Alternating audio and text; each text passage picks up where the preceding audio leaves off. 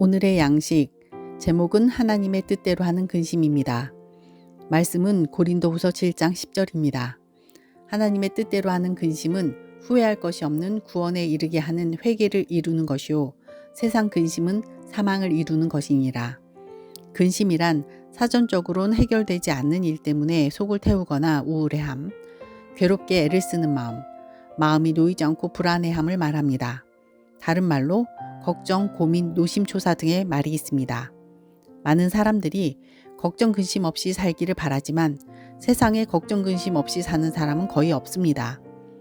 사람들이 걱정을 많이 하지만 그 걱정이 다 의미 있지는 않습니다. 걱정을 해서 걱정이 없어지면 걱정이 없겠네라는 티베트 속담이 있습니다.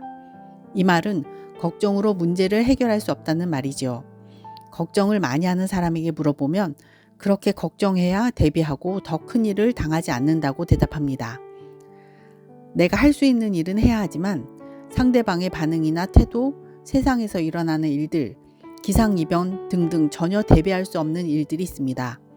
그러면 아무 걱정하지 말고 살아야 믿음이 좋은 것일까요?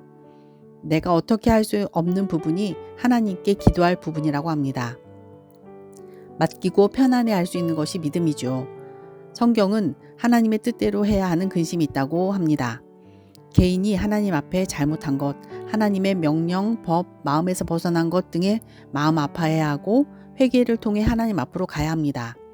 다른 영혼이 하나님과 멀어져 있을 때, 도움이 필요한 아픔이 있을 때 그때도 같이 마음 아파하며 함께 근심할 수 있습니다.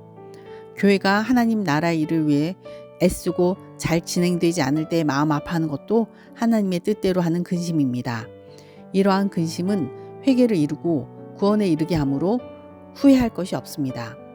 지금 하는 근심이 세상 근심인지 하나님 안에서 하는 영적인 근심인지 돌아봅시다.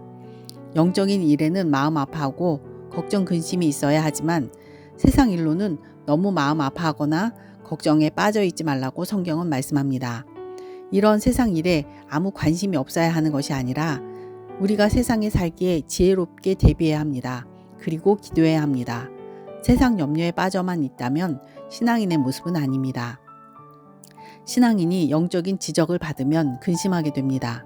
성장하는 신앙인이라면 그 지적을 받아들이고 회개하고 돌이켜 하나님께 더 가까이 나갑니다. 고린도 교회는 바울의 지적을 받아들여 변화했습니다. 바울은 자신의 편지로 근심하였으나 회개한 고린도 교인들을 인하여 기뻐합니다. 그 내용을 고린도후서 7장에서 볼 수 있습니다. 이렇게 하나님이 주변 사람들을 사용하십니다.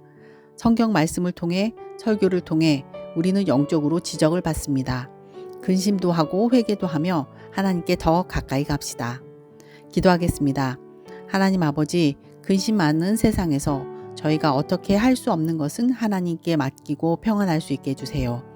그리고 영적으로 하는 근심은 후회할 것이 없는 구원과 성장의 도구가 되게 해주세요. 예수님의 이름으로 기도합니다. 아멘.